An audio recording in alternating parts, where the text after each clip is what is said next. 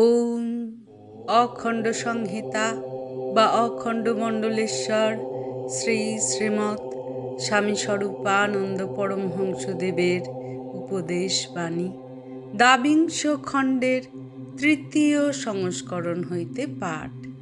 পৃষ্ঠা সংখ্যা 174। কাজের ফাঁকে নাম। অপর একজনের প্রশ্নের উত্তরে শ্রী শ্রী বাবামুনি বলিলেন, কাজকর্মের ফাঁকে ফাঁকে যেটুকু অবসর করতে পারো সেই সময়ই নাম করো। যাদের চাকরি বাকরির ঝামেলায় নাম করার সুযোগ কম, তাদের পক্ষে এইরূপ অভ্যাস খুবই হিতকর।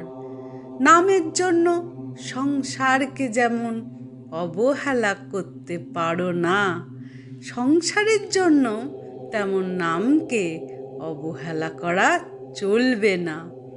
কাজের ফাঁকে ফাঁকে নাম করার অভ্যাস থাকলে আস্তে আস্তে মনের এমন একটা স্বভাব হয়ে যায় যে অন্যান্য কর্তব্য কাজ করবার সময়েও মনের ভিতরে নামের একটা স্নিগ্ধ রাগিনী যেন ধীর গতিতে একটা মধুর সুরের রেশের মতো বাজতে থাকে।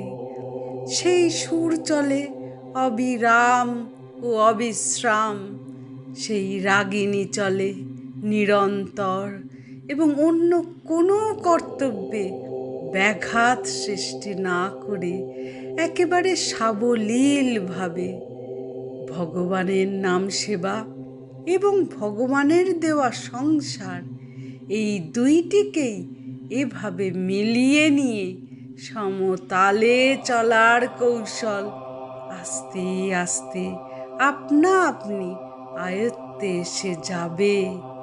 নামটি যাঁর, তিনি যে তোমার পরম প্রিয় পরম আত্মীয়, এই কথাটিতে খেয়াল রাখতে হবে। তাকে কখনো দেখনি, তবু তিনি তোমার পরম আত্মীয়।